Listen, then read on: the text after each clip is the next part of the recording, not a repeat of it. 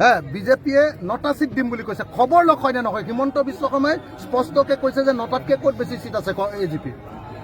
স্পষ্টকৈ কৈছে অথচ এজিপিয়ে বিচাৰিছে 40টা সিট আজি গৌৰৱ গগৈয়ে 100টা সিটত খেলিম বুলি কোৱা কথাটো আপোনালোকে হাতী সমান ডাঙৰ কৰি দিয়ে আৰু এই যে হিমন্ত বিশ্ব শৰ্মাই যে এজিপিক দিম বুলি কৈছে মাত্ৰ 9টা সিট সেইটো আপোনালোকে পৰুৱাৰ সমান ভুল কৰি দিয়ে হে তাৰমানে আমাৰ বিৰোধীকেইটাৰ মাজত কাজিয়া লগাবলৈ খোজায় আৰু হিমন্ত বিশ্ব শৰ্মাহঁতক আপোনালোকে ৱাক কভাৰ দিব খোজে মই একদম স্পষ্টকৈ আপোনালোকক কৈ দিছোঁ যে এইবাৰ আপোনালোকে দেখিবলৈ পাব যে হিমন্ত বিশ্ব শৰ্মা আৰু অতুল বৰাৰ মাজত কাজিয়া লাগিব অকল এজিপিক মাত্ৰ 9খন আসন দিব খুজিছে বিজেপিয়ে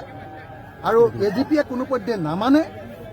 আনহাতে আকৌ বিপিএফে 15খনৰ ভিতৰত বিটিএডি 15খনতে খেলিম বুলি কৈছে ইউপিপিএলক এখনো এৰি নিদিওঁ বুলি কৈছে বিজেপিক এখনো এৰি নিদিওঁ বুলি কৈছে সিহঁতৰ ভিতৰত কৌৰৱৰ ভিতৰতে নিজৰ কাজিয়া হ'ব এতিয়া